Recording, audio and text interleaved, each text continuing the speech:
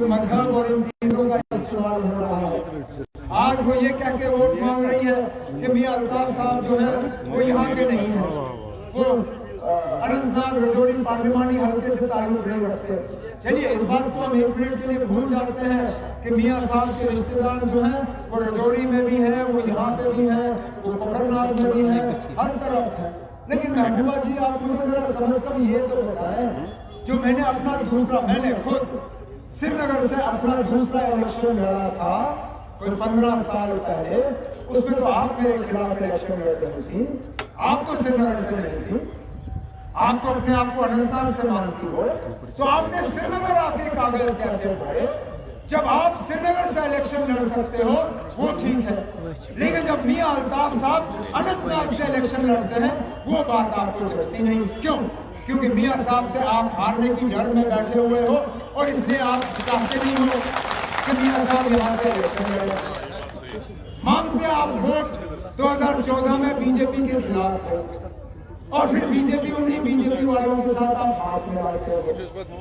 हमने आज जो जिस दौर से हम गुजर रहे हैं, जहां हमारी जमीनों को खतरा है, हमारे नौजवानों के रोजगार को खतरा है, हमारे अपने पानी के हक पे खतरा है, यहाँ बाहर से ठेकेदार भी आते हैं, सरकारी बैंक का मुलाजिम लगाना होता है वो भी बाहर से आता है। ये दौर हमें देखने को नहीं मिलता। अगर 2019 में इन्हीं कलम दवात वालों ने नेशनल कॉन्फ्रेंस के दोस्ती के हाथ को थाम लिया होता, हमने उस वक्त इस खतरे को पहचाना था। मैंने उस वक्त, अल्लाह मगफिरत करे, मुफ्ती मोहम्मद सैयद साहब को मैंने उन्हें कहा, मुफ्ती साहब हमें आपसे कुछ नहीं चाहिए, हमें आपका राज्यसभा नहीं चाहिए, हमें आपके एमएलसी नहीं चाहिए, हमें आपकी मिनिस्ट्री और चेयरमैन नहीं चाहिए, हमें आपसे सिर्फ एक चीज चाहिए, इन बीजेपी वालों को आप बाहर रखिए, इसके बरक्स आप 6 साल हुकूमत करिए, आपको कोई नहीं छेड़ेगा।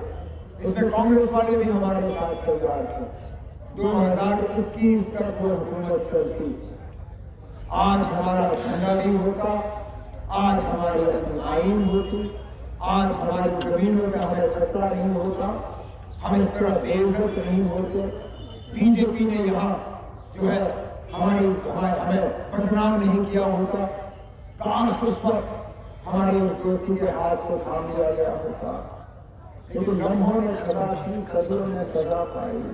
पता नहीं कब तक हम इस लड़ाई को जो है लड़ते रहेंगे अपने हकूक और अपने लिए इंसाफ हासिल करने के लिए।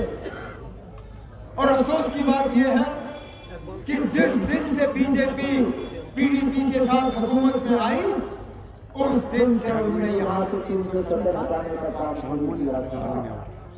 याद करिए उस वक्त के होम मिनिस्टर जनाब राजनाथ सिंह जी, जब भी वो पीडीपी के साथ बैठ के प्रेस कॉन्फ्रेंसें करता था, वो हमेशा ये कहता था कि बस हमने कश्मीर का फाइनल सेटलमेंट, आखिरी फैसला करना। वो ये नहीं कहते थे कि फैसला क्या होगा, वो ये नहीं कहते थे कि आखिरी इलाज क्या होगा, वो सिर्फ पीडीपी के साथ बैठ के कहते थे कि हमने आखिरी हल कश्मीर के मसले का करना है। और हम बार बार उनसे पूछते थे, बताइए ना ये आखिरी हल क्या है, इसका मतलब क्या है? पता चला हमें 2019 में, क्योंकि उन्हीं राजनाथ सिंह ने फिर पार्लियामेंट में कहा कि इस 370 को हटाने की बुनियाद जो है हम पिछले 5 साल से बनाते आ रहे हैं। उन 5 सालों में 3.5 साल उनका पीडीपी के साथ रिश्ता था। तो यहाँ 370 हटने में, हमारी जमीनों को खतरे में डालने में, हमारी शनाख्त, वजूद, पहचान, इन सब चीजों को मिटाने में जो 5 साल बीजेपी ने यहाँ बुनियाद डाली, उसमें तो 3.5 साल इन पीडीपी वालों ने बुनियाद डालने में उनकी मदद की। आज किस मुंह से वो आपसे वोट मांग के कहते हैं कि वो बचाएंगे यहाँ पे, वो लड़ेंगे यहाँ पे? जिस चीज को मिटाने में उनका हाथ रहा, जिस चीज को मिटाने में उन्होंने अपना जो रोल अदा किया, उसको बचाने में वो क्या करेंगे? फिर कहते हैं कि वो इंडिया ब्लॉक की तरफ से इलेक्शन लड़ रहे हैं। खुदारा मुझे बताएं, अब इस इलेक्शन को 2 महीने हो गए, एक जगह दिखाएं मुझे जहां पीडीपी ने जाके बीजेपी के खिलाफ कहीं तकरीर की हो। उधमपुर की सीट में जहां मैं खुद गया अपने तमाम इलेक्शन छोड़ के वहां कैंपेन करने के लिए, जरा एक जगह दिखाएं जहां पे महबूबा जी ने तकरीर की हो बीजेपी के खिलाफ। जम्मू का इलेक्शन था जहां रमन भल्ला साहब इलेक्शन लड़ रहे थे, वहां जनाब फारूक अब्दुल्ला साहब ने प्रोग्राम किए, मेरे बाकी साथियों ने वहां कैंपेन किया। मुझे एक जगह दिखाइए जहां महबूबा जी ने 5 मिनट के लिए वहां जाके बीजेपी के खिलाफ तकरीर की हो। इसलिए मैं कहता हूं ये इलेक्शन सिर्फ उम्मीदवारों का नहीं है, ये इलेक्शन उन 2 सोचों के दरमियान है, एक तरफ से फिरका परस्ती और दूसरी तरफ से हम लोग। और बाकी तमाम उम्मीदवार जो इस मैदान में है, उन्होंने कहीं ना कहीं इन फिरका परस्त ताकतों को जो है उनकी मदद की है। और आपने नुमाइंदा भेजना है, आपने नुमाइंदा यहां से दिल्ली भेजना है। अब आप तय करिए, आपको नुमाइंदा वो चाहिए जिसने पहले ही बीजेपी के साथ हाथ मिलाया हो, जो लड़ने के लिए वहां तैयार ना हो। उन्होंने पहले भी यहां पार्लियामेंट मेंबरी की है। आपको उनकी 5 मिनट की कोई तकरीर याद है जो उन्होंने वहां दिल्ली में आपके लिए की हो? 5 मिनट।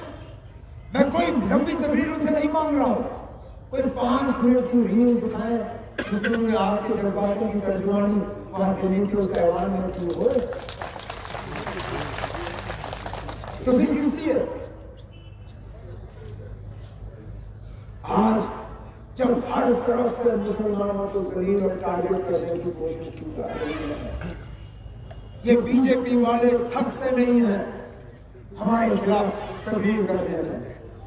रोज देखिए हर तकरीर में कहीं ना कहीं मुसलमानों को जलील और बदनाम कहते हैं। ये मुसलमान आएंगे हिंदुओं के जेवर छीनेंगे, ये मुसलमान आएंगे हिंदुओं की जमीनें ले लेंगे, ये मुसलमान आएंगे बाबरी मस्जिद पे, राम मंदिर पे बाबरी मस्जिद का ताला लगाएंगे।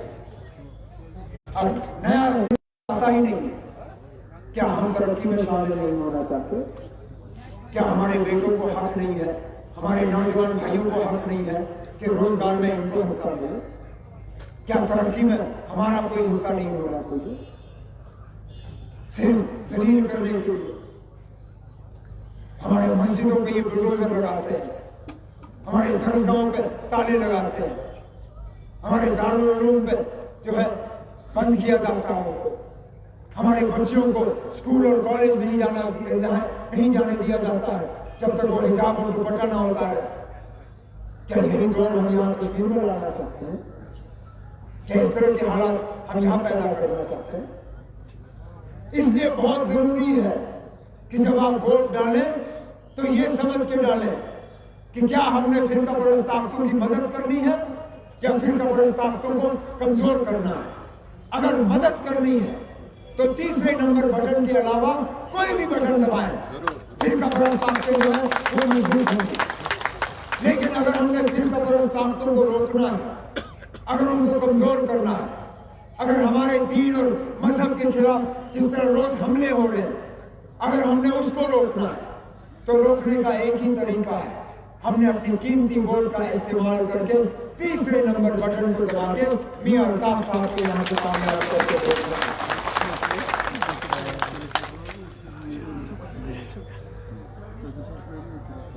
आगे लड़ाई बहुत लंबी है और अकेले ये लड़ाई हमें लड़नी नहीं है। जब आप यहां से मियां अल्ताफ साहब को भेजोगे, ये सोच के और ये समझ के भेजना कि आप मियां साहब को यहां से अकेले नहीं भेज रहे हैं। अल्लाह के फजल से पहले ही नेशनल कॉन्फ्रेंस के 2 मेंबर पार्लियामेंट मियां साहब के साथ दिल्ली जाएंगे। लेकिन उसके साथ साथ मियां साहब जो है सिर्फ नेशनल कॉन्फ्रेंस के उम्मीदवार नहीं है, मियां साहब इंडिया ब्लॉक के उम्मीदवार हैं। इस बार इंडिया ब्लॉक की इंशाअल्लाह दिल्ली में हुकूमत बनेगी, पार्लियामेंट में राज होगा। 270-300 से के आसपास मेंबर पार्लियामेंट उस वक्त मियां साहब के साथ होंगे, आपकी आवाज में दम होगा। अकेला मेंबर पार्लियामेंट भेजना है तो किसी और को भेजिए, लेकिन अगर दमदार मेंबर पार्लियामेंट को भेजना है जिसके साथ 250, 300, 350 मेंबर पार्लियामेंट और होंगे